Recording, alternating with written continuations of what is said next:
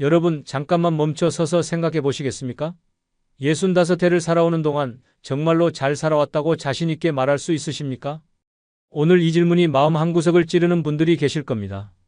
어쩌면 불편하실 수도 있습니다. 하지만 이 질문은 우리 모두가 한 번쯤은 마주해야 하는 진실입니다. 제가 오늘 여러분께 들려드릴 이야기는 단순한 위로가 아닙니다. 화려한 성공담도 아닙니다. 이것은 70회, 80회를 살아온 우리 선배 세대들이 겪은 진짜 이야기입니다. 그분들의 삶을 통해 우리는 배울 수 있습니다. 무엇이 진짜 중요한 것인지를요. 흔히들 말합니다. 잘 살았는지는 통장 잔고로 알 수 있다고, 자식이 몇 명이고 어디 살고 있는지로 판단할 수 있다고. 하지만 정말 그럴까요? 70회가 넘어서도 여전히 그 기준이 유효할까요? 오늘 제가 말씀드릴 7가지 기준은 돈으로 살 수 없는 것들입니다. 하지만 이것들이 없으면 아무리 많은 재산이 있어도 행복할 수 없습니다. 이것들이 있으면 비록 가난해도 당당하게 살 수 있습니다. 경기도 수원에 사는 78살 김할머니를 만났을 때의 일입니다. 그분은 제게 이렇게 말씀하셨습니다. 젊었을 때는 내가 뭘 가졌는지가 중요했어요. 집이 몇 채고 통장에 돈이 얼마고 자식들이 어디 살고. 그런데 이 나이 되니까 달라지더라고요. 이제는 내가 뭘 가졌느냐가 아니라 누가 내 곁에 남아있느냐가 중요해요. 그 말씀을 들었을 때 가슴이 뭉클했습니다. 맞습니다. 노년의 행복은 소유가 아니라 관계에서 옵니다. 물질이 아니라 마음에서 시작됩니다. 오늘 이 영상을 끝까지 보시면 여러분은 알게 되실 겁니다. 내가 정말 잘 살아왔는지 아니면 중요한 것들을 놓치고 살았는지를요. 그리고 아직 늦지 않았다면 지금부터라도 무엇을 해야 하는지를요. 자, 그럼 지금부터 하나씩 천천히 살펴보겠습니다. 첫 번째 기준부터 시작하겠습니다. 첫 번째, 크든 작든 내 이름으로 된 집 한 채가 있습니까? 어떤 분들은 이렇게 말씀하실 겁니다. 집이 뭐 그리 중요해? 사람이 중요하지. 물론 맞는 말씀입니다. 하지만 노년에 집이 없다는 건 여러분이 생각하시는 것보다 훨씬 더 절박한 문제입니다. 집은 단순히 잠자는 공간이 아닙니다. 특히 65이 넘어서면 집은 존재의 증명입니다. 내가 이 세상에 뿌리를 내리고 있다는 증거입니다. 생각해 보십시오. 70이 넘어서 월세집을 구한다는 게 얼마나 어려운 일인지를. 집주인들은 노인 세입자를 꺼립니다. 혹시 갑자기 쓰러지거나 돌아가시면 어떻게 하나 걱정하기 때문입니다. 설령 집을 구한다 해도 젊은 사람들보다 훨씬 비싼 보증금과 월세를 요구받습니다. 그리고 매달 월세 걱정을 하며 집주인 눈치를 보며 언제 나가라고 할지 모르는 불안 속에서 살아야 합니다. 하지만 내 이름으로 된 집이 있다면 어떨까요? 아무도 나를 쫓아낼 수 없습니다. 눈치 볼 필요도 없습니다. 그 안에서 나는 주인입니다. 이 심리적 안정감이 얼마나 소중한지 집 없이 노년을 보내본 분들만이 압니다. 서울 도봉구에 사는 72살 서영자 씨의 이야기를 들려드리겠습니다. 서 씨는 젊은 시절 남편이 사업 실패로 집을 잃었습니다. 그 후로 30년 넘게 월세집을 전전했습니다. 낮에는 식당에서 일하고 밤에는 청소 일을 했어요. 주말에는 좌판 장사까지 했죠. 그렇게 벌어서 아이들 학비 내고 월세 내고 나면 한 푼도 남지 않았어요. 서 씨는 말합니다. 가장 힘들었던 건 돈이 아니라 마음이었다고. 언제 나가야 할지 모른다는 불안감이요. 이사 갈 때마다 짐 싸는 게 너무 서러웠어요. 내 집 한 채만 있었어도 이렇게까지 힘들지는 않았을 텐데. 하지만 64살이 되던 해 기적 같은 일이 일어났습니다. 정부 지원으로 작은 임대 아파트를 분양받을 수 있었던 겁니다. 평생 모은 1,000만 원을 보태서 처음으로 자기 이름이 적힌 등기부등본을 손에 쥐었습니다. 이사 오던 날 문 앞에서 한참을 울었어요. 드디어 내 집이 생겼구나. 이제 아무도 나를 쫓아낼 수 없구나. 그 생각에 가슴이 벅차올랐죠. 지금 서 씨는 말합니다. 집이 크고 작은 건 중요하지 않다고. 그 안에 내가 편히 쉴 수 있고 아무 눈치 안 보고 살 수 있다면 그것만으로도 충분하다고. 반대로 경기도 안양에 사는 75살 박 할머니는 다른 삶을 살고 있습니다. 평생 월세로만 사셨습니다. 젊었을 때는 집값이 너무 비싸서 엄두를 못 냈고 나이 들어서는 이제 와서 집을 사봤자 뭐하나 싶었답니다. 하지만 70이 넘어서면서 상황이 완전히 달라졌습니다. 살던 집에서 갑자기 나가라는 통보를 받았습니다. 재개발 때문이었습니다. 새 집을 구하려 해도 나이가 많다는 이유로 번번이 거절당했습니다. 겨우 구한 집은 월세가 90만 원이나 되었습니다. 박 할머니의 연금은 80만 원뿐이었는데 월세만으로도 부족한 상황이 된 겁니다. 자식들이 매달 돈을 보태줘야 해요. 처음엔 미안해서 거절했는데 어쩔 수 없더라고요. 자식들도 각자 살기 바쁜데 늙은 부모 월세까지 대주려니 얼마나 힘들겠어요. 박 할머니는 말합니다. 집 한 채만 있었어도 이런 고생은 안 했을 거라고. 평생 모은 돈들이 인플레이션으로 가치가 떨어져서 이제는 전세금도 마련하기 어렵다고. 여러분, 이 두 분의 이야기를 들으시면서 무엇을 느끼셨습니까? 집 한 채의 유무가 노년의 삶을 얼마나 크게 바꾸는지 아시겠습니까? 물론 집이 전부는 아닙니다. 하지만 집이 있느냐 없느냐는 노년의 안정감을 좌우하는 가장 기본적인 조건입니다. 집이 있으면 든든합니다. 갑자기 큰 돈이 필요할 때 담보대출을 받을 수 있습니다. 최악의 경우 팔아서 현금화할 수도 있습니다. 이런 선택권이 있다는 것 자체가 엄청난 심리적 여유를 줍니다. 게다가 요즘은 주택연금이라는 제도도 있습니다. 집을 담보로 맡기고 매달 연금을 받으면서도 계속 그 집에서 살 수 있습니다. 죽을 때까지 내 집에서 살면서 생활비도 받는 겁니다. 무엇보다 중요한 건 자식들과의 관계입니다. 솔직히 말씀드리면 부모님께 집이 있으면 자식들의 태도가 확실히 다릅니다. 경제적 부담을 덜어준다는 안도감도 있고 나중에 상속받을 수 있다는 기대감도 있기 때문입니다. 반대로 집이 없으면 자식들이 부모님의 주거비까지 책임져야 한다는 부담을 갖게 됩니다. 그리고 이런 경제적 부담은 아무리 효자효녀라도 관계를 악화시킬 수 있습니다. 그러니 만약 지금 여러분이 내 이름으로 된 집 한 채를 갖고 계시다면 그것만으로도 여러분은 정말 잘 살아오신 겁니다. 아무리 작아도 아무리 낡아도 그 집은 여러분의 노년을 지켜주는 든든한 성입니다. 하지만 만약 아직 집이 없으시다면 지금이라도 준비하셔야 합니다. 늦었다고 생각할 때가 가장 빠른 때입니다. 작은 집이라도 전세라도 뭔가 준비를 시작하세요. 집 한 채. 그것이 65 이후 삶의 첫 번째 기준입니다. 두 번째, 국밥 한 그릇을 편하게 나눠 먹을 친구 한 명이 있습니까? 나이가 들수록 친구는 줄어듭니다. 한때는 전화 한 통이면 모이던 사람들이 하나 둘씩 사라집니다. 어떤 이는 병원에 계시고 어떤 이는 요양원에 계시고 어떤 이는 이미 세상을 떠나셨습니다. 그래서 노년에 진짜 친구가 한 명이라도 있다는 건 정말 큰 축복입니다. 여기서 말하는 진짜 친구란 비싼 식당에서 만나는 사람이 아닙니다. 국밥집 한 켠에서 마주 앉아 아무 말 없어도 편한 그런 사람입니다. 경북 상주에 사는 74살 정영구 씨의 이야기를 들려드리겠습니다. 정 씨에게는 50년 지기 친구가 한 명 있습니다. 초등학교 동창인 강동윤 씨입니다. 매주 토요일 낮 12시 두 분은 단골 국밥집에서 만납니다. 주문은 말할 것도 없습니다. 주인 아주머니가 묻습니다. 두 분 똑같이요? 국밥 둘, 깍두기 한 접시, 사이다 하나.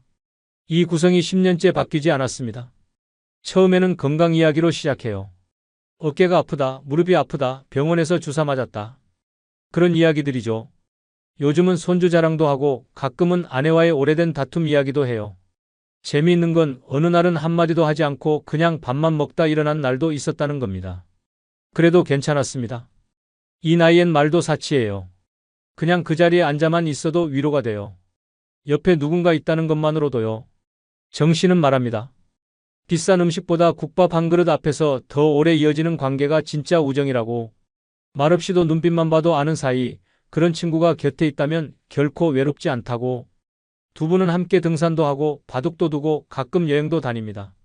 심지어 두 분의 자녀들까지 아버지들 우정이 부럽다며 감탄할 정도입니다. 하지만 모든 사람이 이런 친구를 갖는 건 아닙니다. 77살 최할머니의 이야기를 들어보시겠습니까? 젊었을 때는 사교성이 좋았어요. 아는 사람도 많았고요. 하지만 대부분 표면적인 관계였어요. 속마음을 나눌 만큼 깊은 친구는 없었죠. 최할머니는 말합니다. 친구 많으면 뭐해요? 진짜 친구는 없는데. 남편이 돌아가신 후 혼자가 된 최할머니는 더욱 고립되기 시작했습니다. 자식들은 각자 바쁘고 이웃들과는 인사 정도만 나누는 사이였습니다. 하루 종일 TV만 봐요. 말할 사람이 없으니 말수가 점점 줄어들더라고요. 가끔 동네 경로당에 나가지만 거기서도 서로 험담만 하니까 오히려 스트레스만 받고 와요. 가장 힘들었던 건 갑자기 쓰러져서 병원에 갔을 때였습니다. 연락할 사람이 마땅치 않아서 혼자 응급실에서 밤을 새워야 했습니다. 그때 생각했어요. 내가 죽어도 아무도 모를 것 같다고. 그 생각을 하니 너무 무서웠어요. 여러분, 이 두 분의 이야기를 들으시면서 무엇을 느끼셨습니까? 친구가 있느냐 없느냐가 노년의 삶을 얼마나 크게 바꾸는지 아시겠습니까? 노년의 외로움은 단순히 혼자 있다는 게 아닙니다. 마음을 나눌 사람이 없다는 게 진짜 외로움입니다. 아무리 자식이 많아도 아무리 가족이 화목해도 또래 친구와 나누는 대화는 다릅니다. 같은 시대를 살아온 사람만이 이해할 수 있는 깊이가 있습니다. 어린 시절 추억부터 젊었을 때의 고생, 자식 키우느라 힘들었던 이야기, 이런 것들을 편하게 나눌 수 있는 친구. 그런 친구가 한 명이라도 있다면 여러분은 정말 잘 살아오신 겁니다. 그런 친구는 하루아침에 만들어지지 않습니다. 젊었을 때부터 꾸준히 관계에 투자해야 합니다. 상대방의 처지를 이해하고 배려하는 마음이 있어야 합니다. 무엇보다 자신도 좋은 친구가 되기 위해 노력해야 합니다. 친구란 받기만 하는 관계가 아니니까요. 서로 주고받으며 함께 나이 들어가는 겁니다. 만약 지금 여러분 곁에 그런 친구가 한 명이라도 있으시다면 정말 감사한 일입니다. 그 친구를 소중히 여기세요. 자주 연락하고 자주 만나세요. 하지만 만약 그런 친구가 없으시다면 지금이라도 만들기 위해 노력하세요. 동네 경로당이나 복지관 프로그램에 참여해보세요. 취미 모임에 나가보세요.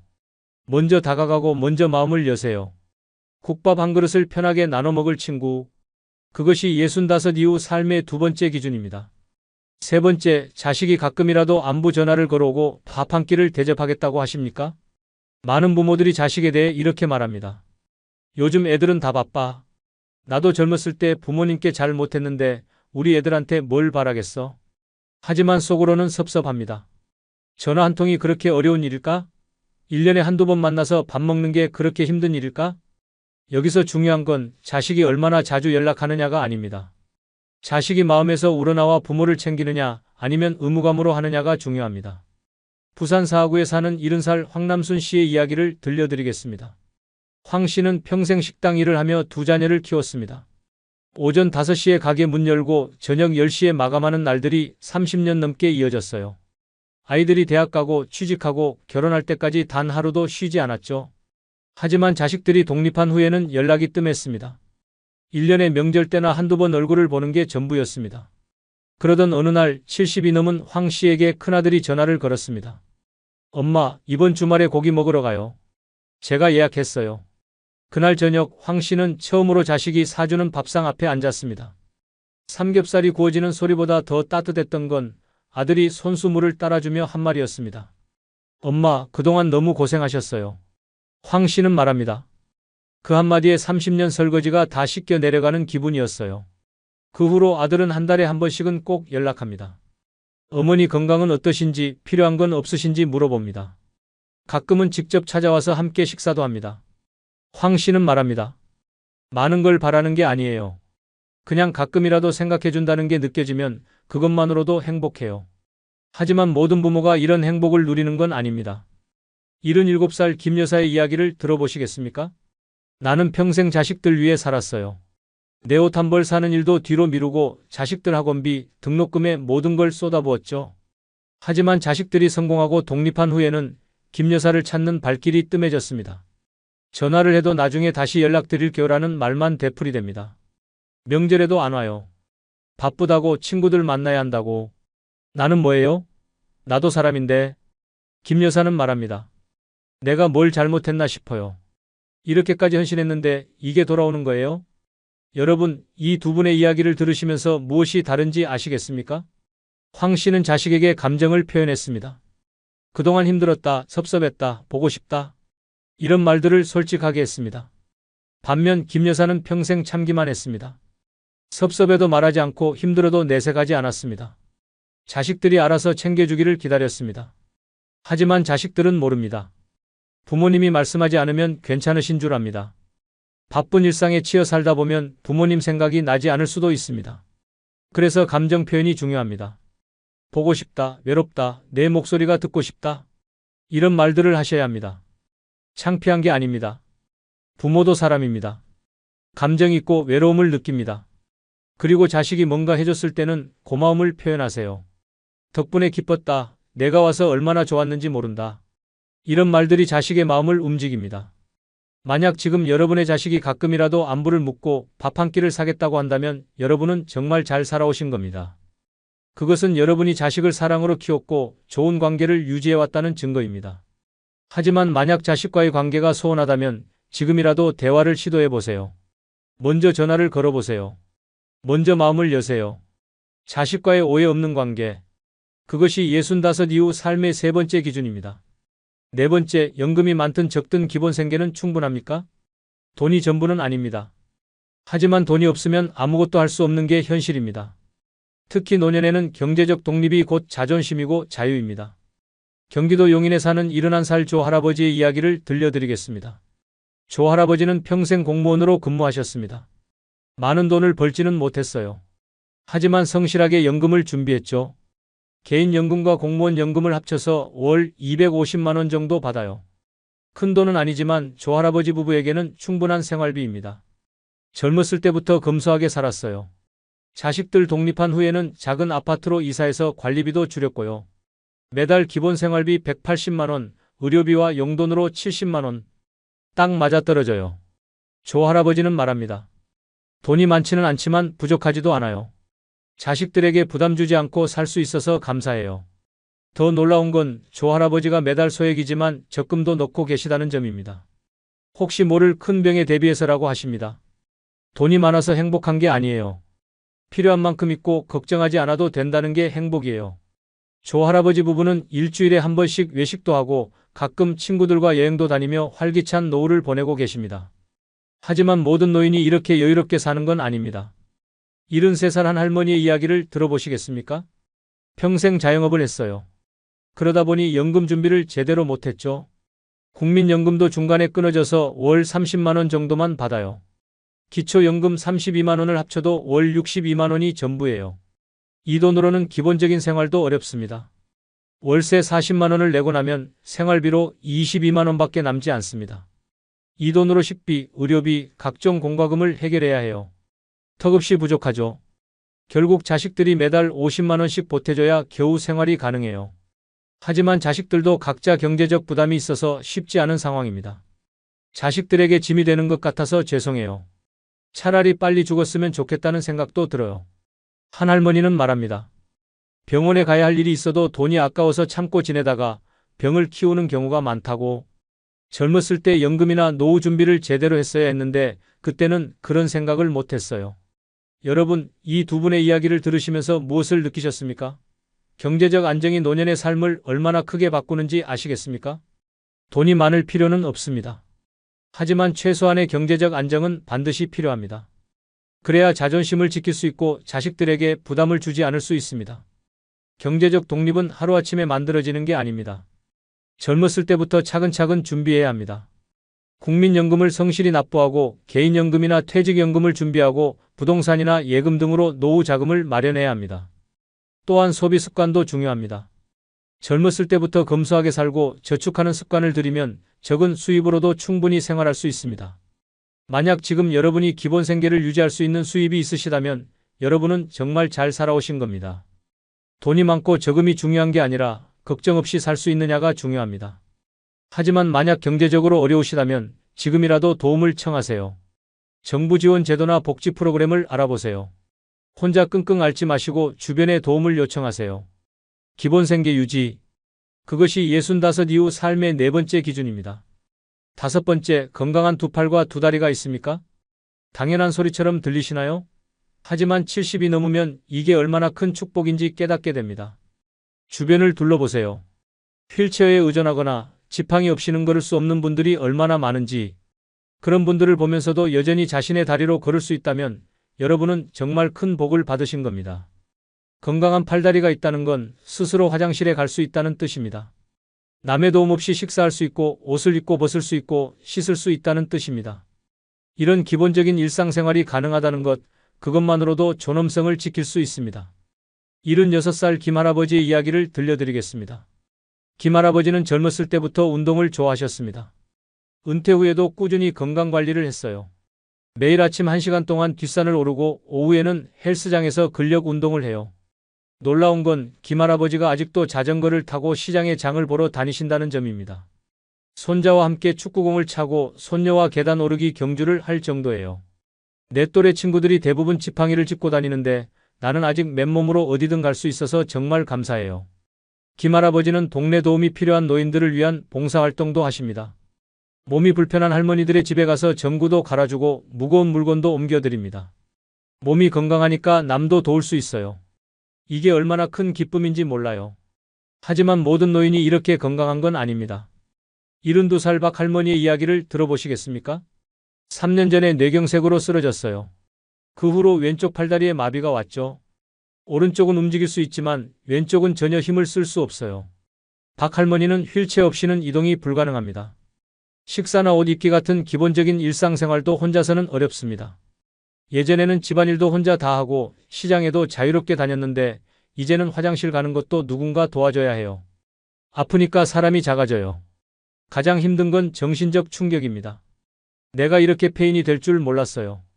차라리 죽었으면 좋겠다는 말을 자주 해요. 자녀들은 번갈아가며 할머니를 돌보지만 24시간 간병은 현실적으로 어려워서 요양보호사를 고용해야 했습니다. 이로 인한 경제적 부담도 만만치 않습니다. 젊었을 때 운동 좀 하고 건강관리를 했어야 했는데 그때는 몰랐어요. 여러분, 이 두 분의 이야기를 들으시면서 무엇을 느끼셨습니까?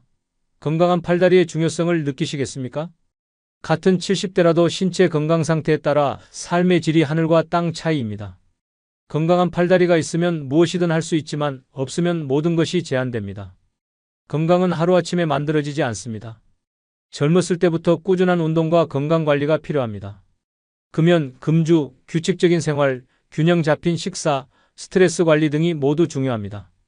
만약 지금 여러분이 두 팔 두 다리로 자유롭게 움직일 수 있다면 여러분은 정말 큰 복을 받으신 겁니다. 그 건강을 유지하기 위해 계속 노력하세요. 건강한 몸. 그것이 65 이후 삶의 5번째 기준입니다.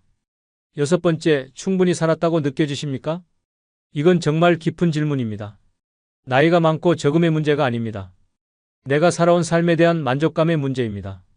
78살 문 할머니의 이야기를 들려드리겠습니다. 문 할머니는 한국전쟁을 겪으며 어려운 시절을 보내셨습니다. 세 자녀를 모두 대학까지 보내고 각자의 길을 갈 수 있도록 뒷바라지했어요. 남편과는 50년을 해로하며 금슬 좋게 지냈고요. 문 할머니는 말합니다. 내 인생 정말 알차게 살았어요. 전쟁도 겪어봤고 가난도 겪어봤고 자식 키우는 기쁨도 알았고 사랑하는 사람과 함께하는 행복도 누렸어요. 특히 문 할머니는 이렇게 말씀하십니다. 내가 죽으면 자식들이 엄마는 정말 고생 많이 하셨다. 이제 편히 쉬세요라고 말해줄 것 같아요. 그 말을 들을 수 있을 만큼 최선을 다해 살았어요. 문 할머니는 매일 아침 일어나면 오늘도 하루를 더 받았구나라며 감사 기도를 드립니다. 동네 경로당에서 친구들과 담소를 나누고 손자 손녀들과 화상통화하며 일상을 즐기십니다. 가장 놀라운 건 문 할머니가 언제 떠나도 후회 없다. 오히려 더 살면 자식들에게 부담될까봐 걱정이다라고 담담하게 말씀하신다는 점입니다. 이런 평안함은 어디서 올까요? 자신의 인생을 긍정적으로 평가할 수 있기 때문입니다. 완벽하지 않았을 수도 있고 실수도 많았을 수도 있지만 전체적으로 보면 최선을 다했다는 만족감이 있기 때문입니다. 하지만 모든 노인이 이런 평안함을 느끼는 건 아닙니다. 75살 장 할아버지의 이야기를 들어보시겠습니까? 평생 사업가로 활동했어요. 하지만 말년에 사업이 망하면서 큰 좌절을 겪었죠. 장 할아버지는 말합니다. 내가 뭘 위해 살았나 싶어요. 평생 돈만 쫓아다니다가 결국 빈털터리가 됐어요. 더 큰 문제는 사업에만 몰두하느라 가족과의 시간을 소홀히 했다는 후회입니다. 자식들이 어릴 때 같이 놀아주지 못했고 아내와도 제대로 된 대화를 나누지 못했어요. 그게 너무 후회돼요. 장 할아버지는 매일 내가 다시 젊어진다면 절대 이렇게 살지 않을 텐데라며 과거에 대한 후회로 가득합니다. 가장 안타까운 건 장 할아버지가 아직 할 일이 너무 많다. 죽을 수는 없다며 죽음에 대한 극도의 두려움을 보인다는 점입니다.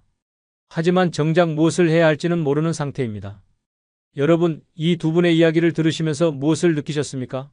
삶에 대한 만족감이 노년의 평안함을 좌우한다는 걸 아시겠습니까? 충분히 살았다는 느낌은 많이 살았다는 뜻이 아닙니다. 후회 없이 살았다는 뜻입니다. 내가 할 수 있는 최선을 다했다는 뜻입니다. 이런 만족감은 하루아침에 오지 않습니다. 평생에 걸친 삶의 태도가 만들어내는 것입니다. 첫째, 자신의 삶을 긍정적으로 바라보는 태도가 필요합니다. 실수도 있었고 후회도 있지만 그 모든 게 나를 만들어 온 과정이었다고 받아들이는 겁니다. 둘째, 감사하는 마음이 필요합니다. 내가 가진 것, 내가 경험한 것, 내가 만난 사람들에 대해 감사할 수 있어야 합니다. 셋째, 용서하는 마음이 필요합니다. 나를 힘들게 했던 사람들, 나에게 상처를 준 사람들을 용서할 수 있어야 합니다. 그래야 마음의 평화가 옵니다. 만약 지금 여러분이 나는 충분히 살았다, 후회 없다라고 말할 수 있다면 여러분은 정말 잘 살아오신 겁니다. 하지만 만약 후회가 남아있다면 지금이라도 해결하세요. 용서할 사람이 있다면 용서하고 사과할 사람이 있다면 사과하세요. 아직 늦지 않았습니다. 삶에 대한 만족감. 그것이 65 이후 삶의 6번째 기준입니다. 7번째, 마음속에 원망 없이 잠들 수 있습니까? 이것이 마지막 기준입니다. 그리고 어쩌면 가장 중요한 기준일지도 모릅니다. 인천에 사는 77살 문창의 씨의 이야기를 들려드리겠습니다. 젊은 시절 문 씨는 세상에 대한 분노로 가득 찼던 사람이었습니다. 동생 대신 공장에 들어갔고 결혼 후에도 남편의 폭언과 가난 속에서 숨죽여 살았어요. 자식 셋을 위해 내 꿈도 접었죠. 그렇게 40년을 참고 살아냈는데 돌아온 건 자식들의 무관심과 남편의 무책임한 죽음뿐이었습니다. 오랫동안 속으로 끓었어요. 내가 왜 이렇게 살았을까? 그 사람들은 나를 사람으로 봤을까? 밤마다 이불을 뒤집어 쓰고 이를 갈았고 마음속에는 한 맺힌 이름들이 떠올랐습니다. 그러던 어느 날 문 씨는 병원에서 고혈압성 뇌출혈 초기 진단을 받았습니다. 의사는 말했습니다. 스트레스를 줄이지 않으면 다음은 치명적일 수 있습니다. 그날 밤 문 씨는 스스로에게 물었습니다. 이렇게까지 원망하면서 살아야 하나? 그날부터 하루에 하나씩 마음속 원망을 지워보기로 결심했습니다. 남편의 이름을 먼저 내려놓았습니다. 용서한 건 아니지만 이제 그에게 마음을 줄 이유가 없다고 스스로에게 말했습니다. 다음은 자식들이었습니다. 그들이 내 삶을 보상해주지 않더라도 내 인생은 내가 선택한 시간의 결과라는 걸 받아들였습니다. 몇 달이 지나고 문 씨는 매일 밤 잠자리에 들기 전에 되뇌었습니다. 오늘도 아무도 미워하지 않았다. 그리고 그날 처음으로 오롯이 편안한 잠을 잤습니다.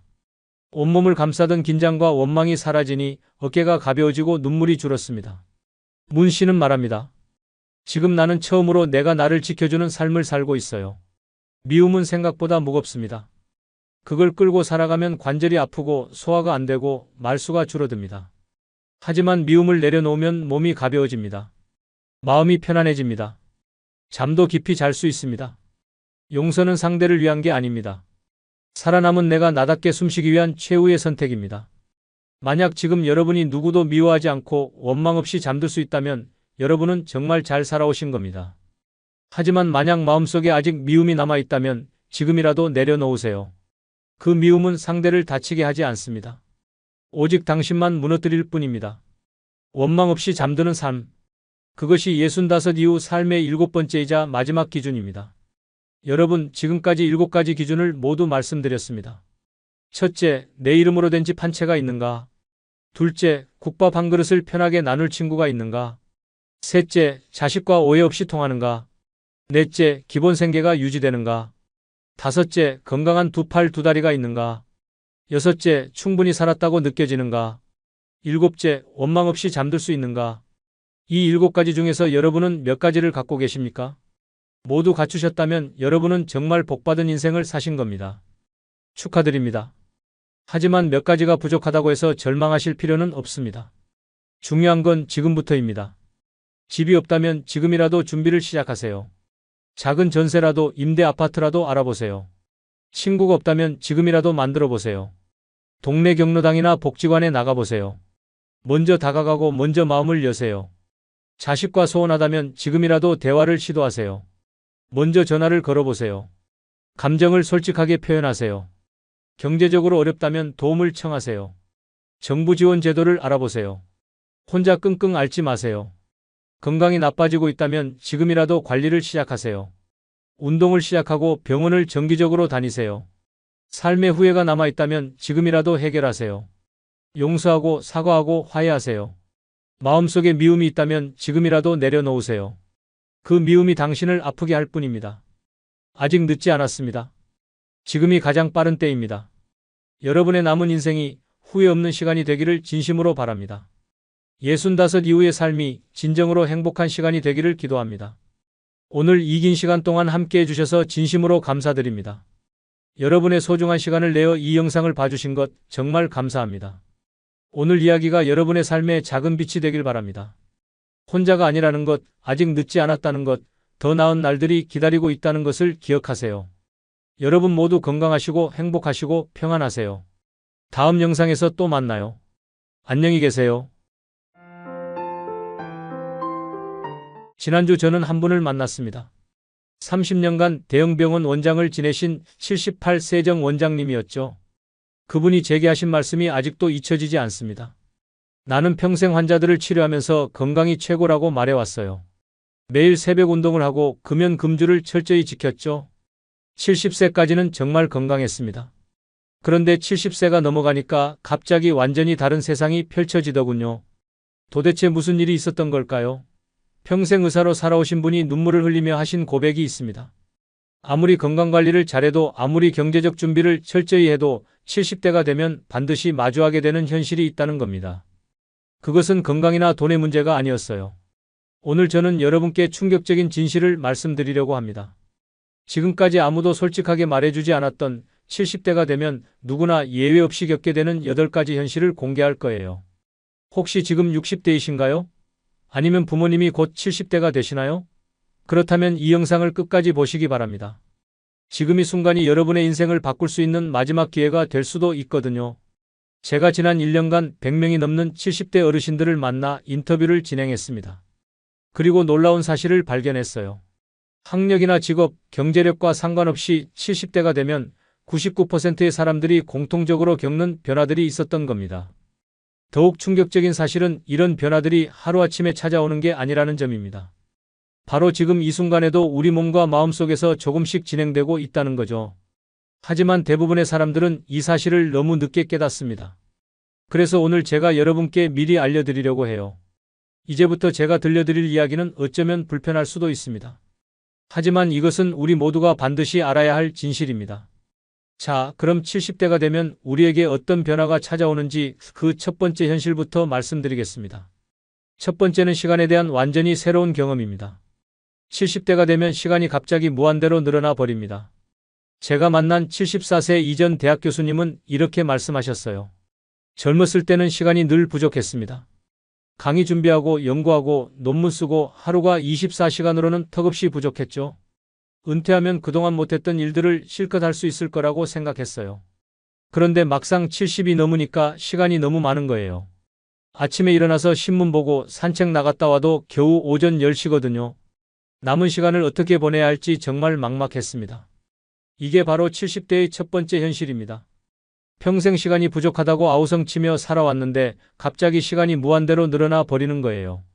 더 큰 문제는 이 여유 시간을 함께 보낼 사람들이 급격히 줄어든다는 점입니다. 77세의 김 할아버지는 이런 고백을 하셨어요. 퇴직하고 처음 몇 년은 괜찮았어요. 직장 동료들과 자주 만나고 동창회도 다니고요. 그런데 70이 넘어가니까 모임 자체가 줄어들더라고요. 같이 어울리던 친구들이 하나둘 건강이 안 좋아지거나 세상을 떠나기 시작하니까요. 어느 날 보니까 연락할 사람이 거의 없어진 거예요. 이것이 바로 70대가 마주하는 잔혹한 현실입니다. 넘치는 시간과 줄어드는 관계. 이 괴리감은 생각보다 큰 정신적 충격을 가져다 줍니다. 하지만 희망이 있습니다. 제가 만난 어르신들 중에 이 시기를 지혜롭게 극복하신 분들이 계셨거든요. 81세박 할머니는 이렇게 말씀하셨어요. 저는 60대 때부터 미리 준비했어요. 동네 문화센터 프로그램도 듣고 자원봉사도 시작하고요. 덕분에 70이 넘어서도 매일 만날 사람들이 있어요. 같은 관심사를 가진 새로운 친구들도 많이 생겼고요. 바로 이겁니다. 새로운 인생 공동체를 미리 준비해 두는 것. 단순히 노인정이나 경로당이 아니라 자신의 관심사를 공유할 수 있는 진정한 커뮤니티를 만들어가는 거예요. 두 번째 현실은 우리의 기억력과 인지능력에 찾아오는 변화입니다. 이것은 정말 많은 분들이 준비하지 못하는 부분인데요. 72세박 변호사님의 이야기를 들려드릴게요. 제가 70이 되기 전까지만 해도 정말 자신만만했어요. 평생 머리를 써온 직업이었으니까요. 그런데 어느 날 은행에 갔다가 충격을 받았습니다. ATM에서 비밀번호를 입력하려는데 갑자기 머릿속이 하얗게 되더라고요. 40년 넘게 써온 번호였는데 말이에요. 이런 경험 혹시 해보셨나요? 사실 이것은 자연스러운 변화입니다. 의학적으로 70세가 되면 뇌의 혈류량이 30대 때보다 약 20% 감소한다고 해요. 문제는 이런 변화가 서서히 찾아오기 때문에 본인이 인지하지 못하는 경우가 많다는 점입니다. 76세 김 할머니는 이런 말씀을 하셨어요. 처음에는 작은 것들이었어요. 안경을 어디다 뒀는지 모르겠고 방금 한 이야기를 잊어버리고요. 그때는 그저 나이 들면 다 그런 거려니 했죠. 그런데 어느 날 마트에 갔다가 집으로 가는 길을 헷갈린 거예요. 50년을 살아온 동네였는데 말이에요. 하지만 여기서 정말 중요한 사실이 있습니다. 이런 변화는 피할 수 없지만 그 속도는 조절할 수 있다는 점이에요. 제가 만난 어르신들 중 놀라울 정도로 정신이 맑으신 분들이 계셨는데 이분들의 공통점이 있었습니다. 바로 뇌를 깨우는 습관을 일찍부터 만들어 오셨다는 거예요. 87세정 할아버지는 이렇게 말씀하셨어요. 저는 매일 아침 신문을 읽고 중요한 내용을 요약해 둡니다. 그리고 저녁에 가족들과 그날의 시사 문제를 토론해요. 처음에는 귀찮았지만 이제는 이런 대화가 하루 중 가장 즐거운 시간이 되었죠. 손주들도 할아버지와 이야기하는 것을 좋아해요. 이것이 바로 진정한 평생학습의 모습입니다. 단순히 오래 사는 것이 아니라 매일 새롭게 배우고 성장하며 살아가는 거예요. 세 번째 현실은 우리의 자존심과 자신감에 찾아오는 큰 변화입니다. 이 부분은 특히 평생 자수성가하신 분들이나 전문직에 종사하셨던 분들이 더 큰 충격을 받으시는 부분이에요. 75세 정전 대기업 사장님은 이렇게 말씀하셨어요. 수천 명의 직원을 이끌었던 사람이에요. 모든 결정은 제가 했고 사람들은 제 말 한마디에 움직였죠. 그런데 70이 넘으니 은행에서조차 대출 상담을 거절당하더군요. 연세가 많으시네요 라는 말 한마디에 제가 쌓아온 모든 것이 무너지는 것 같았습니다. 이것이 현실입니다. 우리 사회는 70이라는 숫자 하나로 사람을 평가해버려요. 평생 전문가로 살아왔던 분들도 갑자기 그냥 어르신이 되어버리는 거죠. 74세 황 전 교장 선생님은 이런 경험을 하셨어요. 마트에서 계산할 때 카드가 안 됐어요. 알고 보니 유효기간이 지난 거였는데 젊은 직원이 마치 어린아이 대하듯이 할머니 이런 걸 확인하고 다니셔야죠 라고 하더군요. 순간 너무 모욕적이었어요. 수천 명의 아이들을 가르치고 학교를 이끌었던 사람인데 말이에요. 하지만 이런 상황에서도 당당하게 사시는 분들이 계십니다. 그분들의 특별한 비결이 있었는데요.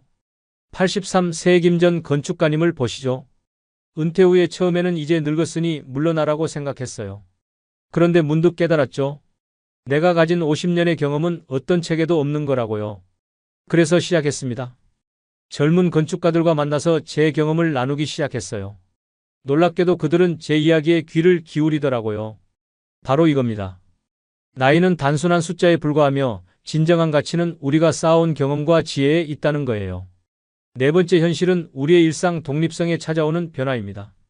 우리는 평생 혼자서 모든 것을 해왔지만 70대가 되면 이것이 점점 어려워집니다. 78세 이 할머니의 이야기를 들어보세요. 처음에는 그냥 무릎이 좀 아픈 정도였어요. 불편하긴 했지만 참을만 했죠. 그런데 어느 날 마트에서 장을 보고 왔는데 비닐봉지를 들고 4층까지 올라가는 게 너무 힘든 거예요. 엘리베이터가 없는 줄 알면서도 그동안은 아무 문제 없었거든요. 그날 처음으로 내가 이제 혼자 살기 힘들어지는구나 하는 생각이 들었습니다. 이것이 바로 70대의 현실입니다. 갑자기 찾아오는 것이 아니라 하나둘씩 조금씩 일상의 작은 부분들이 어려워지기 시작하는 거예요. 79세 박 전 의사 선생님은 이렇게 말씀하셨어요. 제가 평생 의사였어요. 사람 병을 고쳐주는 게 직업이었고요.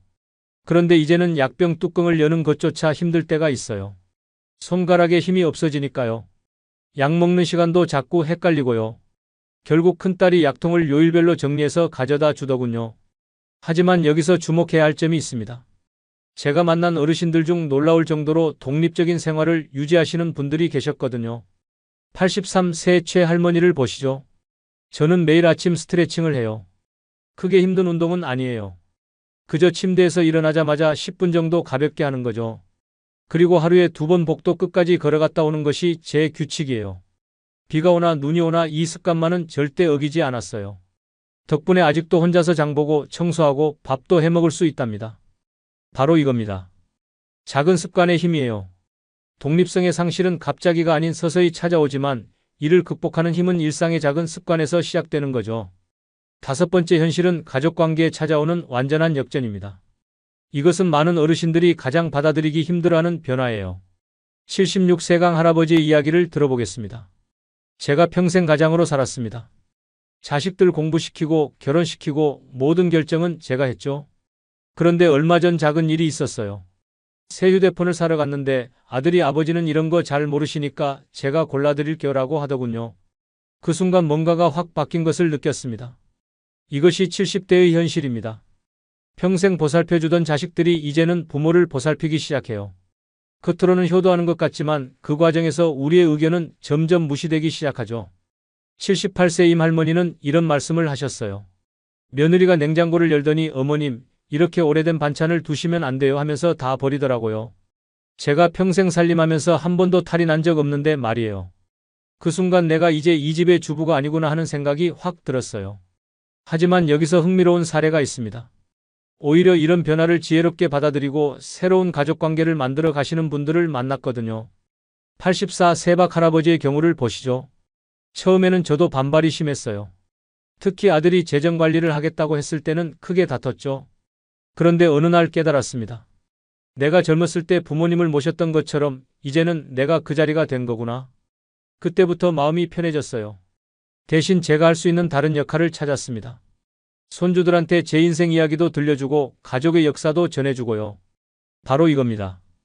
가족관계의 변화는 피할 수 없지만 이를 받아들이고 새로운 역할을 찾을 때 더 깊은 가족의 의미를 발견할 수 있어요. 여섯 번째 현실은 경제적 불안감입니다. 이것은 아무리 준비를 잘해왔다고 생각했던 분들도 겪게 되는 심각한 문제예요. 75세 김 할아버지의 이야기를 들어보겠습니다. 퇴직금에 연금까지 있으니까 여유롭게 살 수 있을 거라고 했어요. 처음 몇 년은 정말 그랬죠. 그런데 70이 넘어가니까 갑자기 모든 게 부족해지더라고요. 병원비는 점점 늘어나고 물가는 오르고요. 특히 요즘 같은 고물가 시대에는 매달 나가는 돈이 눈덩이처럼 늘어나요. 이것이 현실입니다. 우리가 30대, 40대에 계산했던 노후 자금이 70대가 되면 전혀 다른 의미를 갖게 되는 거예요. 78 세박 할머니는 이렇게 말씀하셨어요. 작년에 갑자기 치과 치료가 필요해졌어요. 한 번에 몇백만 원이 들더군요. 보험으로 다 해결되지 않는 부분이 많았어요. 평생 모아둔 돈이 있었지만 앞으로 더 아플 수도 있다는 생각에 그 돈을 쓰기가 무서웠습니다. 하지만 여기서 주목할 만한 해결책이 있습니다. 제가 만난 어르신들 중에는 이런 경제적 불안감을 현명하게 극복하신 분들이 계셨어요. 82세 이 할아버지의 사례를 보시죠. 저는 70대 초반부터 실버 파트타임을 시작했어요. 일주일에 3번 동네 도서관에서 책 정리하는 일을 합니다. 큰 돈은 아니지만 용돈이 되죠. 무엇보다 일을 하면서 사람들도 만나고 활력도 생기니까 좋아요. 경제적인 것보다 더 중요한 건 제가 아직 쓸모 있는 사람이라는 자부심이에요. 바로 이겁니다. 새로운 수입원을 찾는 것뿐만 아니라 그것을 통해 삶의 보람까지 찾는 거예요. 일곱 번째 현실은 외로움입니다.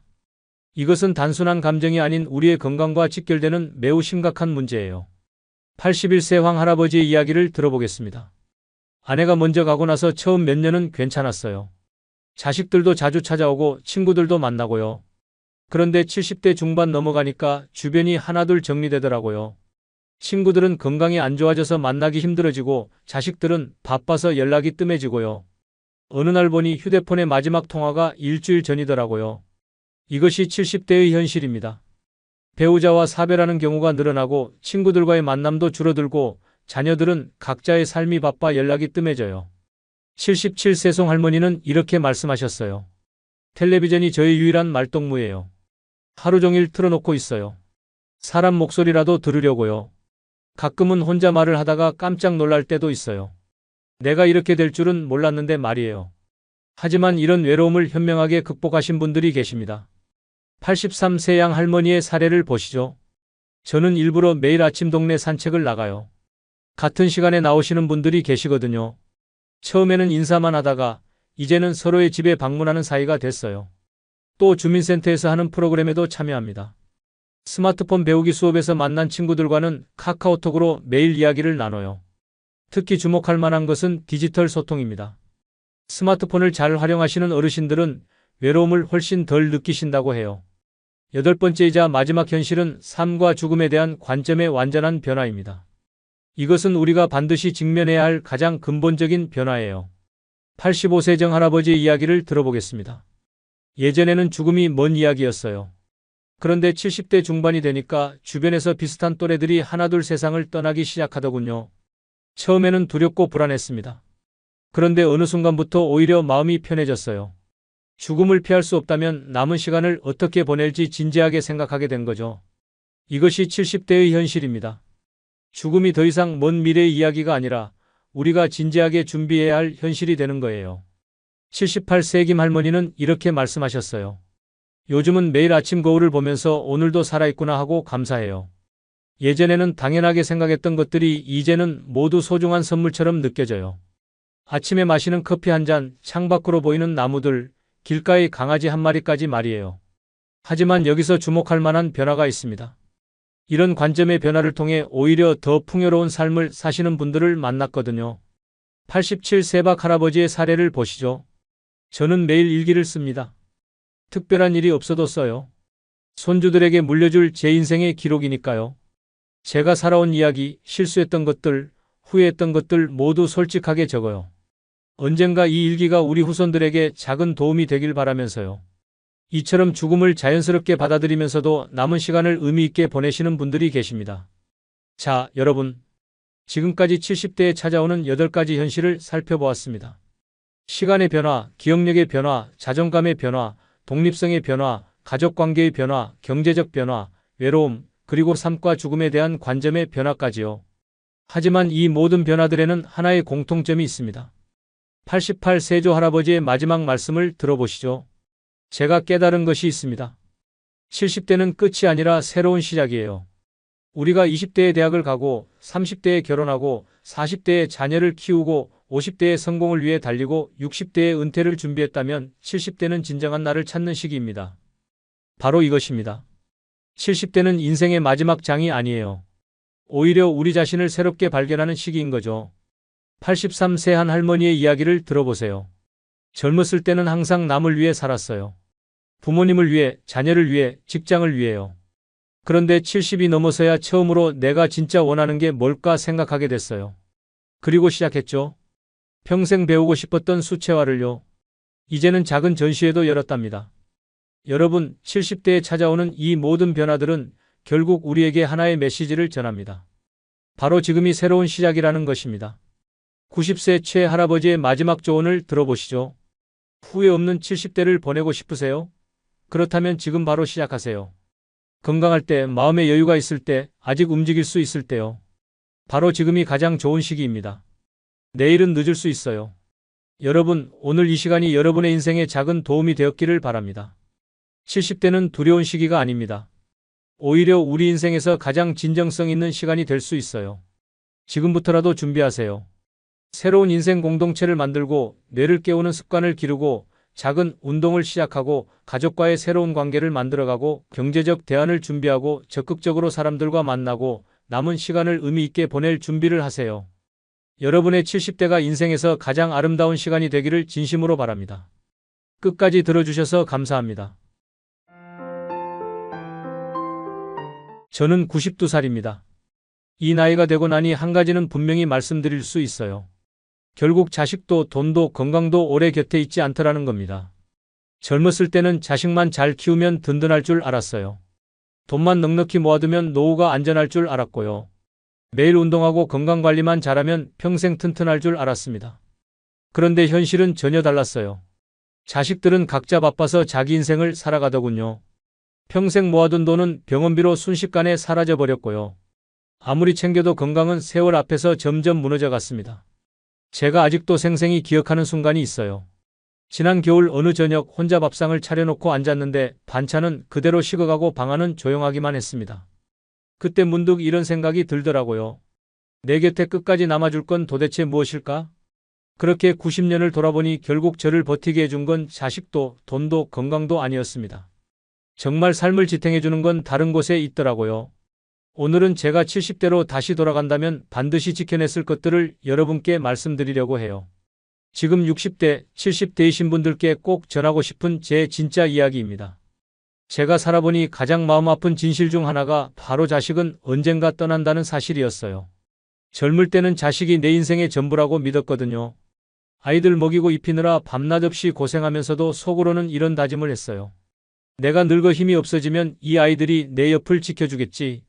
그런데 막상 90이 넘어서 보니 그 믿음은 완전한 착각이었습니다. 바로 옆집에 사는 할머니 이야기를 하나 들려드릴게요. 그분은 평생 자식 4명을 키워내느라 허리 한번 펴지 못하셨는데 지금은 명절에도 집에 혼자 계세요. 아들, 딸들이 각자 사느라 바빠서 명절 날조차 얼굴을 못 보신다고 하더라고요. 그분이 늘 말씀하세요. 젊을 땐 자식들이 효도할 거라고 믿었는데 결국 다들 자기 살기에 바쁘더라고. 저도 그 이야기를 들으며 고개를 끄덕이지 않을 수 없었어요. 저 또한 똑같았거든요. 저도 젊을 땐 자식이 내 인생의 중심이었어요. 그 아이들이 곁에 있어야만 내가 살아있다는 의미가 있는 줄 알았고요. 그런데 어느 순간 자식이 제 곁을 지켜주지 못한다는 걸 알게 됐어요. 자식은요, 봄에 피었다가 가을이면 훌쩍 떠나가는 철새와 같아요. 철새가 제 계절을 살듯이 자식도 자기 인생을 살아야 하는 거예요. 부모가 아무리 붙잡으려 해도 결국은 떠날 수밖에 없는 게 자연의 이치입니다. 그렇다고 자식이 부모를 미워해서 떠나는 건 아니에요. 단지 자기 몫의 인생을 짊어지고 살아가야 하기 때문이죠. 그런데 우리가 흔히 하는 착각이 뭔지 아세요? 자식이 내 곁에 끝까지 있어야 한다는 기대예요. 그 기대가 충족되지 않을 때 우리는 배신감, 외로움, 허무함을 느껴요. 하지만 잘 생각해보면 그건 자식 잘못이 아니라 부모의 집착이었던 거예요. 실제로 제가 아는 한 할머니는 평생을 아들만 바라보다가 결국 아들이 해외로 나가 살게 되자 하루하루 울며 지내셨어요. 그런데 그 눈물이 오히려 할머니의 건강을 더 망가뜨렸어요. 결국 병원 신세를 지게 되었고 아들은 그 소식에 잠깐 들렀다가 다시 떠나갔죠. 그 모습을 지켜보면서 저는 크게 깨달았어요. 아, 자식에게 목을 매는 건 결국 내 삶을 더 고통스럽게 만드는 길이구나. 자식은 내 삶의 일부였을 뿐이지 전부는 아니었어요. 그 사실을 인정하는 순간 마음이 오히려 한결 가벼워졌습니다. 여러분, 자식에게 모든 걸 걸지 마세요. 물론 자식이 잘 되면 기쁘고 찾아오면 행복해요. 그러나 그게 내 삶의 중심이 되어서는 안 돼요. 자식에게 기댈수록 내 마음은 무너질 준비를 하고 있는 것과 같거든요. 자식이 옆에 있어줄 거라는 기대는 결국 무너져 내릴 허상일 뿐이에요. 제가 다시 70대로 돌아간다면 자식에게 지나친 기대를 두지 않고 제 삶을 먼저 세우겠어요. 자식은 내 품을 떠나도 괜찮아요. 대신 나는 스스로의 일상, 스스로의 의미를 지켜야 해요. 그렇게 살다 보면 자식이 찾아오지 않아도 외롭지 않고 찾아왔을 때는 더 따뜻하게 맞아줄 수 있어요. 이건 마치 나무에 새가 앉았다가 날아가는 것과 같아요. 나무는 새가 떠났다고 허물어지지 않잖아요. 그냥 묵묵히 그 자리에서 서 있으면 되는 거예요. 부모도 마찬가지예요. 자식이 떠나도 내 뿌리를 지키고 있으면 내 삶은 흔들리지 않아요. 여러분도 꼭 기억하시길 바라요. 자식은 언젠가 떠나요. 하지만 내가 무너지지 않으면 내 삶은 여전히 든든히 서 있을 수 있어요. 그러니 오늘부터는 자식에게 집착하지 말고 스스로 서는 연습을 하시기 바라요. 그것이 후회 없는 노후를 사는 첫걸음이에요. 제가 90이 넘어 살아보니 정말 뼈저리게 느낀 게 있어요. 바로 돈이라는 건 절대로 끝까지 내 손에 남아있지 않는다는 사실이에요. 젊었을 때는 돈이 있으면 노후가 든든할 줄 알았어요. 그래서 허리가 휠 정도로 일했고 시장에서 작은 장사를 하며 새벽마다 짐을 나르고 남들이 놀 때도 이 악물고 푼푼히 모아뒀어요. 그 돈 있으면 내가 나이 들어서도 걱정 없겠다 싶었거든요. 그런데 세월이 흘러 실제로 늙고 보니 그 돈이라는 게 생각처럼 나를 지켜주지 않더라고요. 어느 날 갑자기 몸이 아파 병원에 입원하게 되면 수십 년 모아둔 돈이 일주일 만에 우르르 빠져나가요. 저 역시 의료비라는 게 이렇게 무서운 거구나 하고 실감한 적이 있어요. 평생 아껴서 모아둔 돈이었는데 수술비, 입원비, 약값, 간병인 비용까지 겹치니 그 큰 돈이 물 흐르듯 빠져나가더라고요. 그 순간 제가 움켜쥐고 있던 건 돈이 아니라 모래였구나 싶었어요. 돈을 꽉 쥐면 쥘수록 모래가 더 빠져나가는 것처럼 돈도 꼭 붙잡으려 애쓸수록 자꾸만 흩어지는 거예요. 바로 옆집 김 씨도 그런 얘기를 했어요. 평생 공장에서 일해서 퇴직금 꽤 모아두고 이제는 걱정 없다 했는데 아내가 갑자기 쓰러지면서 몇 년 병원에 오가니 그 돈이 순식간에 사라졌다고요. 남은 건 통장에 찍히는 마이너스 숫자와 그제야 밀려드는 허무감뿐이었다고 해요. 여러분, 돈이라는 건 결국 흩어져요. 우리가 애써 쌓아 올린다고 해서 그것이 영원히 나를 붙잡아 주지는 않아요. 물론 돈이 아예 없으면 당장 생활이 막막하니 기본은 필요해요. 하지만 지나치게 돈에 목매고 돈만 있으면 된다라는 생각은 결국 우리를 더 불안하게 만들어요. 왜냐하면 돈은 늘 빠져나갈 구멍을 찾아 나가거든요. 의료비, 자식 결혼비, 예상치 못한 사고, 집 수리, 심지어 내가 늙어 돌봐줄 사람에게 드는 간병 비용까지. 돈은 결국 여기저기로 흩어져요. 그래서 저는 이제 돈을 도구로만 바라봐요. 도구란 건 내가 쓸 때 가치를 발휘하는 거죠. 붙잡아두는 순간부터 짐이 돼요. 가만히 통장 숫자만 바라보며 안심하는 건 진짜 안심이 아니에요. 오히려 그 숫자에 더 불안해지고 조금만 줄어도 마음이 무너져요. 그런데 돈을 내가 더 나은 삶을 살기 위해 쓰는 도구라고 생각하면 마음이 한결 편해져요. 예를 들어 건강을 위해 좋은 음식을 사 먹고 작은 여행을 떠나 마음의 활력을 얻고 친구와 밥을 나누는데 돈을 쓰면 그게 곧 나를 지켜주는 힘이 돼요. 돈 자체는 흩어져도 그 돈으로 쌓은 경험과 관계는 내 곁에 남아요. 실제로 저는 젊을 때 모은 돈 중 일부를 사람들과 밥 먹고 좋은 경험을 쌓는 데 썼어요. 그 기억들이 남아서 지금도 외롭지 않게 해줘요. 반면 돈만 움켜쥐고 쓰지 않고 아껴뒀던 부분은 결국 의료비로 나가버렸어요. 여러분, 제가 말씀드리고 싶은 건 분명해요. 돈은 결국 흩어져요. 그래서 돈에 집착하기보다는 그것을 어떻게 쓰고 어떤 의미를 남기느냐가 더 중요해요. 자식에게 보여주기 위해, 남에게 과시하기 위해 모아둔 돈은 결국 내 손을 떠날 거예요. 하지만 오늘 내가 나 자신을 위해 잘 쓰고 누군가와 나누며 관계를 지탱한 돈은 흩어져도 의미가 남아요. 90이 넘어 살다 보니 돈은 쌓아둘수록 불안해지고 잃을 걸 알면서도 집착하면 집착할수록 허망해지는 존재라는 걸 알게 됐어요. 그러니 이제는 마음을 바꿔야 해요. 돈은 내 삶을 안전하게 받쳐주는 도구일 뿐, 내 영혼을 붙잡아둘 구명줄이 아니에요. 그 사실을 일찍 알았다면 아마 제 노후는 더 여유로웠을 거예요. 여러분은 저 같은 후회를 하지 않으시길 바라요. 돈이 흩어진다고 두려워하지 말고 그것을 어떻게 쓰고 어떤 가치를 남길지를 고민하세요. 그래야만 진짜 후회 없는 노후를 살 수 있어요. 제가 살아보니 세상에서 가장 붙잡고 싶은 것이 바로 건강이더라고요. 돈도 자식도 결국은 떠나지만 건강만큼은 내 손에 쥐고 있으면 평생 든든할 거라 믿었어요. 그래서 젊었을 때는 매일 새벽마다 동네 뒷산을 오르고 비가 오나 눈이 오나 빠짐없이 걸었어요. 음식을 먹을 때도 기름진 건 멀리하고 몸에 좋다는 건 챙겨 먹었죠. 그런데 그렇게 평생을 관리했는데도 결국은 어느 날 몸이 무너지는 순간이 찾아오더라고요. 우리 동네에 늘 운동하던 최 씨가 있었어요. 그분은 매일같이 운동장에서 맨손 체조를 하고 저녁이면 빠짐없이 파워워킹을 하던 분이었어요. 그런데 어느 날 갑자기 쓰러져서 응급실에 실려갔어요. 그분은 늘 나는 건강하니 천수를 누릴 거다라고 장담했는데 뇌출혈은 그의 운동 습관을 가려주지 않았어요. 그 일을 보면서 저도 충격을 받았어요. 아, 건강이라는 게 내 의지로만 붙잡히는 게 아니구나. 의학 자료를 보니 65세 이후 노인에게는 질환이 한두 가지 이상 생길 확률이 80%에 달한다고 해요. 그만큼 건강은 아무리 챙긴다고 해서 완벽히 막을 수 있는 게 아니라는 거죠. 사람 몸은 오래된 나무와 같아요. 아무리 정성스럽게 물을 주고 가지치기를 해도 세월이 지나면 금이 가고 틈이 생기고 결국은 쓰러질 수밖에 없어요. 문제는 우리가 그 금이 가는 걸 보고도 인정하지 못한다는 거예요. 저는 젊었을 때 늘 생각했어요. 나는 특별히 튼튼하니 괜찮을 거야. 그런데 어느 날 허리가 무너져서 걷지도 못하고 누워만 있을 때 그동안의 자만이 다 부끄러워지더라고요. 여러분도 아마 비슷한 경험 있으실 거예요. 어느 날 갑자기 무릎이 아파 계단을 못 오르내리고 손이 떨려서 숟가락을 놓칠 때 우리는 비로소 깨달아요. 아, 건강도 결국은 떠나는구나. 그렇다고 해서 어차피 떠날 거니까 아무것도 하지 말자는 뜻은 아니에요. 중요한 건 건강을 붙잡으려 집착하지 말고 내 몸이 보내는 신호를 겸손하게 받아들이며 사는 거예요. 운동은 집착이 아니라 습관으로, 음식은 보약이 아니라 즐거움으로, 병원은 두려움이 아니라 관리의 수단으로 받아들이는 태도가 필요해요.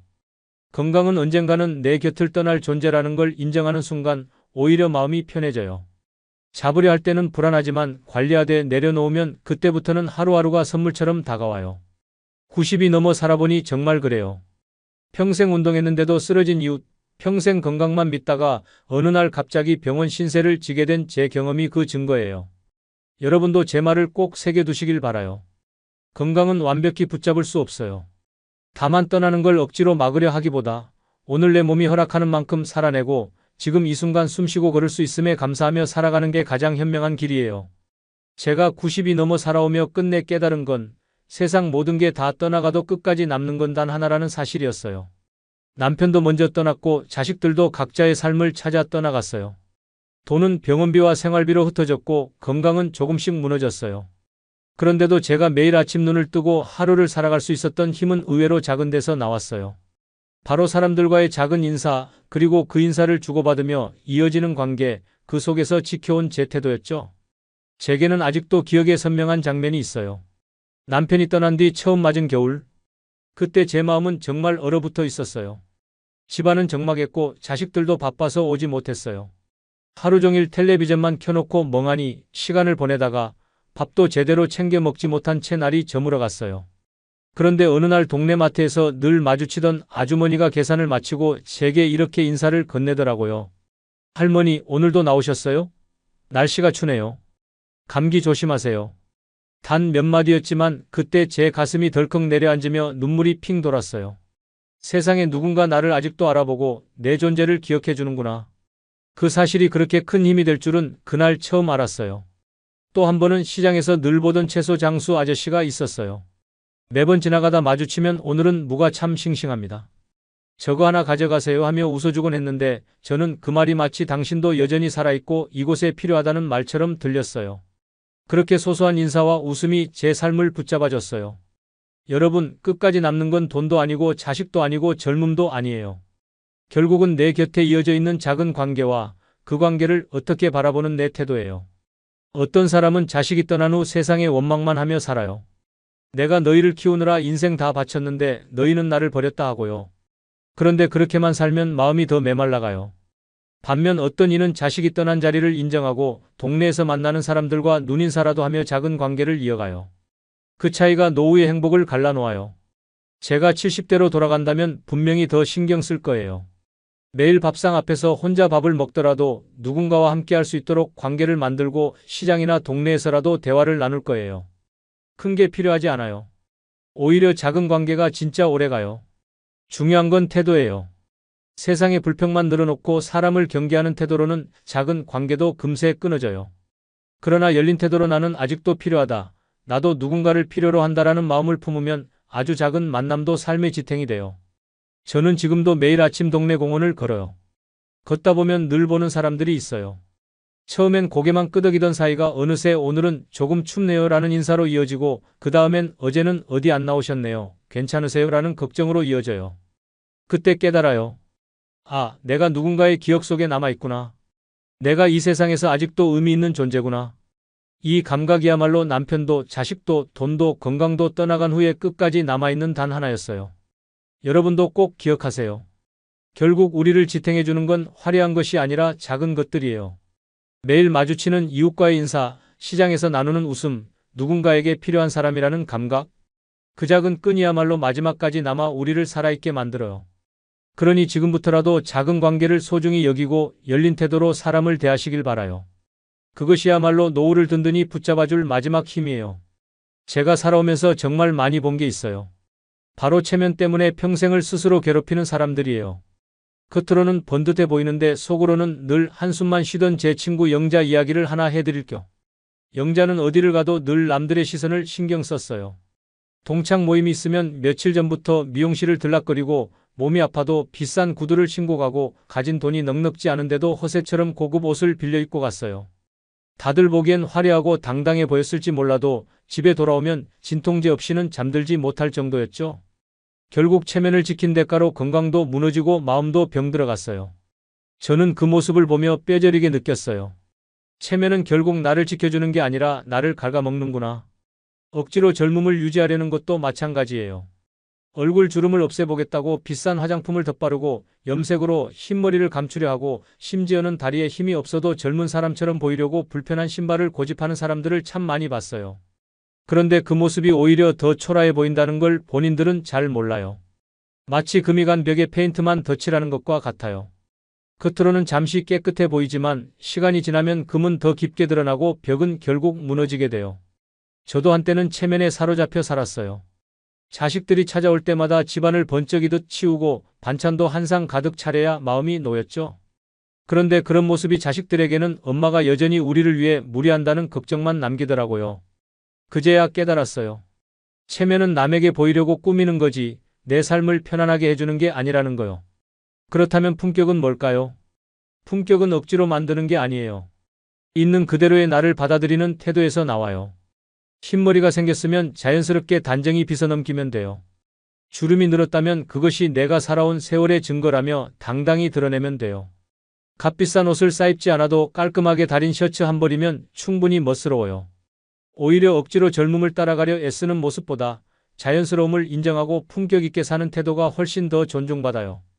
제가 아는 동네 할머니 중에는 늘 같은 가디건을 입으셨는데 단정히 다려입고 작은 브로치를 달아내시곤 했어요.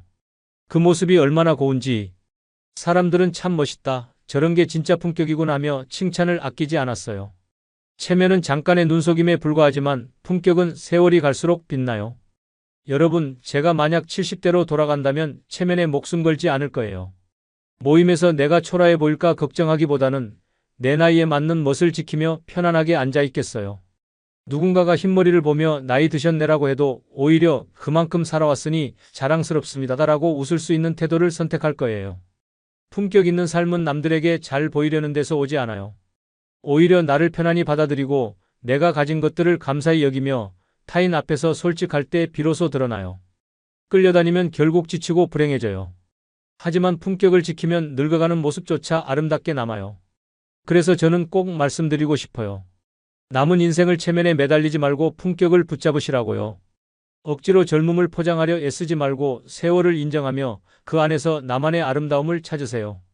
그것이 바로 진짜 존경받는 길이고 노후를 품격 있게 살아내는 비밀이에요. 제가 90평생을 살아보니 사람 때문에 웃고 또 사람 때문에 상처받는 게 인생이더라고요. 나이 들수록 더 크게 다가오는 게 바로 관계예요. 젊을 때는 사람들 만나며 어울리는 게 당연하다 생각했지만 노년에는 그 무게가 다르게 느껴져요. 예전에 제 곁에는 늘 불평만 늘어놓는 지인이 있었어요.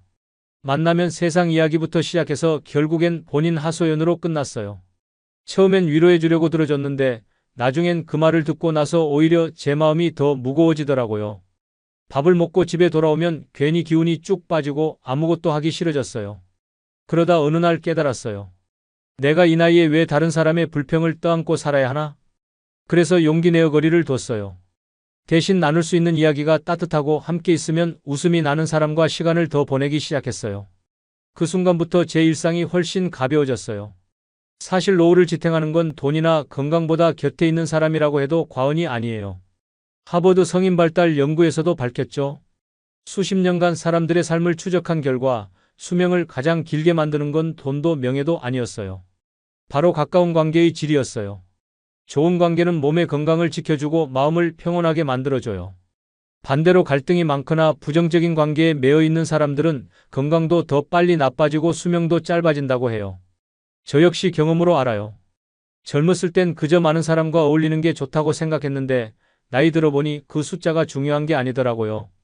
연락처에 100명이 있어도 정작 밥 한 끼 같이 먹을 사람이 없으면 그건 빈 껍데기일 뿐이에요. 반대로 연락처에 5명만 있어도 내가 힘들 때 달려와주고 내가 기쁜 일을 나눌 수 있는 사람이 있다면 그게 진짜 자산이에요. 여러분도 한번 휴대폰을 열어보세요. 연락처는 가득한데 그중에 지금 바로 전화를 걸어 밥 한 끼 같이 하자 할 수 있는 사람이 몇이나 있나요? 저는 그걸 깨닫고 난 뒤로 제 연락처를 정리했어요. 명절에 한번 안부만 묻는 사람들, 만나면 피곤하기만 한 사람들은 과감히 내려놨어요. 대신 함께 밥상 앞에 앉아 소소한 반찬에도 웃을 수 있는 사람만 곁에 남겼어요. 그러니 외로움이 훨씬 줄어들었고 하루가 더 따뜻해지더라고요. 관계에도 정리가 필요해요. 필요 없는 물건을 집에서 치워내듯이 마음에도 불필요한 관계를 비워내야 진짜 소중한 사람이 보여요. 제가 70대로 돌아간다면 이 관계의 재편부터 가장 먼저 시작할 거예요. 숫자가 아니라 질, 어세가 아니라 진심, 만남의 횟수가 아니라 만나고 나서 남는 여운이 중요한 거죠. 노후는 길지만 우리 곁에 오래 남아줄 사람은 많지 않아요. 그러니 미리 정리하고 좋은 사람들과 웃으며 밥 먹을 수 있는 자리를 더 많이 만드세요. 그것이 건강보다 더 큰 힘이 되고 돈보다 오래 남는 자산이 될 거예요. 제가 살아보니 나이 들어서 제일 무거운 짐이 뭔지 아세요? 바로 후회라는 녀석이에요. 그때 그렇게 하지 말걸, 그때 조금만 더 잘할 걸 하면서 이미 지나가 버린 일을 붙잡고 사는 분들이 참 많아요. 제 이웃 중에 순자라는 할머니가 계셨는데요. 평생 남편에게 마음 한번 제대로 못 전했다고 늘 한숨을 쉬셨어요. 남편이 세상을 떠난 뒤로는 그 미련이 더 깊어져서 밤마다 그때 내가 좀 더 잘했어야 했는데라며 스스로를 책망하셨죠. 그러다 보니 밥맛도 잃고 몸은 멀쩡한데 마음이 지쳐 병원 신세를 지게 됐어요. 제가 옆에서 보며 느낀 게 있어요. 후회라는 건 결국 내 몸을 갉아먹는 병이구나 하는 거예요. 아무리 붙잡아도 과거는 다시 오지 않아요.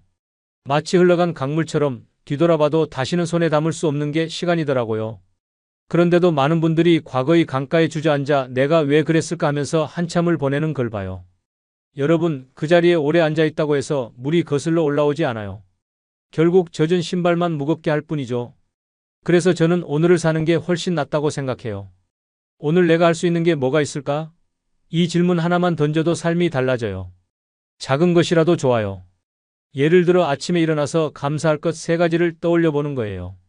따뜻한 햇살이 창문으로 들어온 것, 밥상 위에 김치가 있다는 것, 그리고 여전히 걸을 수 있는 다리가 있다는 것. 이런 사소한 걸 적다 보면 마음이 조금은 가벼워져요. 연구에서도 나와요. 감사 일기를 꾸준히 쓴 사람들의 뇌가 그렇지 않은 사람보다 더 긍정적으로 반응한다고 하더라고요. 명상도 비슷한 효과가 있어요. 잡생각을 내려놓고 지금 내 호흡에만 집중하는 것. 이게 별거 아닌 것 같지만 뇌와 마음을 정리해줘요. 제가 직접 해보니 그래요. 예전에는 밤마다 지난날을 곱씹다가 눈물만 흘렸는데 지금은 숨을 크게 들이마시고 내쉬면서 오늘 하루는 잘 살았다라고 다짐하면 훨씬 편안해져요. 제가 70대로 돌아간다면 후회하는데 시간을 쓰지 않고 오늘 하루를 어떻게 보낼지에 집중할 거예요. 여러분도 한번 해보세요. 오늘 목표 하나만 세워보자. 그게 산책 10분이라도 좋고 밥 한 끼 맛있게 먹는 거라도 괜찮아요. 목표를 이루면 작지만 뿌듯함이 생기고 그게 쌓이면 후회가 들어설 자리가 줄어들어요. 우리가 자꾸 과거에 머무르는 건 오늘을 비워두기 때문이에요. 오늘이 꽉 차 있으면 후회가 들어올 틈이 없어요. 여러분, 제가 장담해요. 후회는 마음을 늙게 만들지만 오늘을 붙잡는 건 마음을 젊게 만들어요. 그러니 이제는 과거의 강가에서 일어나 앞으로 발을 내디드세요. 오늘의 한 걸음이 내일을 바꾸고 그 내일이 모여 남은 인생을 더 따뜻하게 만들어줄 거예요. 제가 90이 넘어서 보니 노후의 삶을 가장 살게 만드는 게 뭔지 알겠더라고요. 돈도 아니고 건강도 아니고 바로 나는 아직 필요하다는 감각이에요. 이게 없으면 아무리 건강하고 아무리 돈이 있어도 마음이 텅 비어버려요. 제가 아는 철수 어르신 얘기를 해드릴게요. 그분은 은퇴 후 집에서 하루 종일 텔레비전만 보며 지내셨어요. 젊을 때는 회사에서 큰 소리도 치고 후배들도 줄줄 따랐는데 은퇴하고 나니 아무도 찾아오지 않고 자식들도 바쁘다고 전화 한 통 뜸하게 하더래요. 그러다 동네 복지관에서 자원봉사를 시작했어요. 처음엔 마지못해 나갔는데 거기서 누군가가 어르신이 계셔서 든든합니다라고 말해주니까 얼굴이 확 펴지더라고요. 그 말 한마디가 얼마나 힘이 됐는지 아세요? 이제는 매주 정해진 날이면 빠지지 않고 봉사하러 나가요. 본인은 내가 있어서 도움이 된다는 걸 느낄 때마다 삶이 다시 살아난다고 하시더라고요. 저는 그 모습을 보면서 깨달았어요. 사람은 나이가 들어도 작은 역할 하나가 있어야 숨을 쉰다는 거요. 그게 손주 봐주는 일일 수도 있고 동네 모임에서 회비 걷는 일일 수도 있고 시장에서 장 보러 나가며 이웃에게 인사하는 일일 수도 있어요. 그런 자리가 바로 내 삶의 난로 같은 거예요. 불씨는 작아도 방 안 전체를 따뜻하게 만들지 않나요? 작은 역할이 바로 그 불씨예요. 나를 필요로 하는 사람이 있다는 건 나라는 존재가 여전히 살아있다는 증거예요. 반대로 아무 역할도 없으면 나는 금방 시들어버려요. 의자에만 앉아있으면 다리 근육이 줄듯이 마음도 쓰지 않으면 금세 약해져요. 저도 한때는 내가 이제 뭘 할 수 있겠나 싶어 하루 종일 누워 지낸 적이 있어요. 그런데 교회에서 어린아이들 반을 잠깐 맡아달라는 부탁을 받았는데 처음엔 힘들 줄 알았던 그 일이 오히려 제게 큰 활력을 줬어요. 아이들이 할머니하고 달려오며 안길 때마다 내가 아직 살아있구나 하는 감각이 전해졌거든요. 여러분도 기억하셔야 해요. 노후는 큰 성공이나 대단한 업적이 우리를 지켜주지 않아요. 오히려 작은 책임, 작은 역할이 내 삶을 붙잡아줘요. 매일 집 앞마당을 쓸어내는 일, 매일 저녁에 손주에게 안부 전화를 하는 일 혹은 아픈 친구에게 죽 끓여주는 일. 이런 게 쓸데없는 게 아니라 바로 삶의 끈이에요. 70대로 돌아간다면 저는 그 작은 역할을 놓치지 않을 거예요. 여러분도 오늘부터 한번 찾아보세요. 내가 할 수 있는 작은 일은 뭘까라고요. 대단할 필요도 없어요. 누군가에게 도움이 되고 누군가에게 필요한 사람이 되는 것. 그거 하나면 충분해요. 그것이 바로 노후를 지탱하는 생명줄이고 내 삶을 따뜻하게 지켜주는 난로 같은 존재니까요. 마지막으로 제가 90평생을 살면서 깨달은 진짜 중요한 이야기를 하나 더 해드릴게요. 제가 아는 분 중에 영이라는 분이 있었어요. 평생 장사로 돈을 많이 모았는데 막상 은퇴하고 나니 돈 걱정만 하면서 하루하루를 보내시더라고요. 은행 잔고를 수시로 확인하면서 이러다 다 까먹으면 어떡하지? 자식들이 욕심내면 어떻게 하지 하면서 마음이 불안했어요. 돈은 많은데 한 번도 마음이 편한 적이 없는 거예요. 그러다 보니 가족들과도 자주 다투고 건강도 금세 나빠졌어요. 반대로 저희 동네의 미자 아주머니는 넉넉하지는 않아도 연금과 작은 저축으로 매달 기본 생활비를 꾸려가셨어요. 그분은 나는 욕심 안 낸다, 이만하면 됐다 하면서 오히려 다른 사람들보다 늘 웃는 얼굴이었어요. 집도 크지 않았지만 정갈했고 반찬도 소박했지만 매 끼니가 따뜻했죠. 저는 그 모습에서 큰 걸 배웠어요. 노후의 돈은 욕심부려 많이 모을 게 아니라 내가 살아갈 만큼만 있으면 충분하다는 거예요. 사람마다 다르지만 대체로 월 100만 원에서 150만 원 정도만 꾸준히 들어오면 최소한의 생활은 지킬 수 있다는 이야기를 전문가들에게도 들었어요.